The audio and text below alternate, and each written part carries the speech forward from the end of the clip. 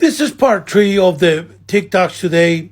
And I just want to make clear that we all understand, including the ignorant Republicans, that if you support that scumbag, racist, traitor, sexual predator, corrupt Trump, you are just like him. That means that you will condone racism, treason, corruption, and excuse somebody, a sexual predator, somebody accused by, I believe, like 25 of women of rape and sexual misconduct.